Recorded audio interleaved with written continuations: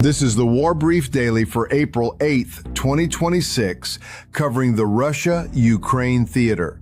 Tonight we're tracking three major developments. First, a large-scale Russian overnight drone assault, 176 UAVs launched in a single wave.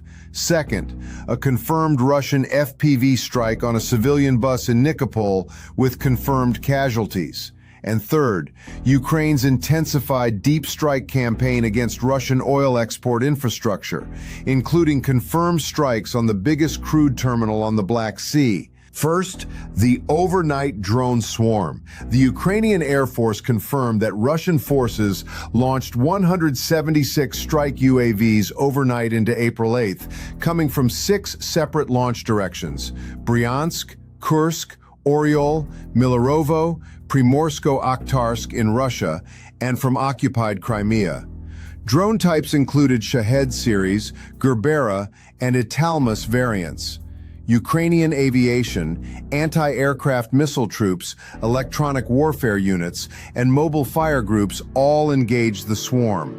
The Air Force confirmed the majority of aerial targets were neutralized. Exact intercept numbers have not yet been publicly released. This is confirmed via official Ukrainian Air Force statement. At this scale, 176 UAVs in a single overnight wave, the intent is saturation, designed to overwhelm air defense layers, drain interceptor stockpiles, and spread damage across multiple oblasts simultaneously. Second, the FPV strike on a civilian bus in Nikopol. On April 7th, a Russian FPV drone struck a municipal bus in the center of Nikopol, Dnipropetrovsk region, as the bus approached a downtown stop. Ukrainian officials and regional administration head Oleksandr Hanja confirmed the strike. Updated official figures report 4 people killed and 16 injured. Note, earlier wire reports cited 3 killed and 12 injured.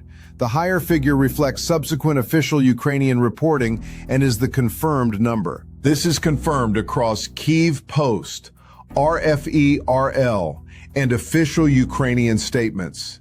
This is a documented pattern. Deliberate targeting of civilian transportation, layered alongside infrastructure attrition, and it carries a direct human cost that matters for the operational picture. Third, Ukraine strikes on Russian oil infrastructure.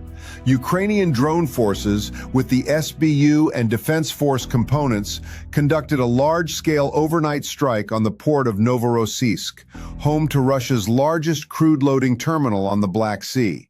The SBU confirmed involvement through a source cited by Kyiv Post. Russian local reports describe fires visible from the port, with accounts of 4 to 10 heavy explosions.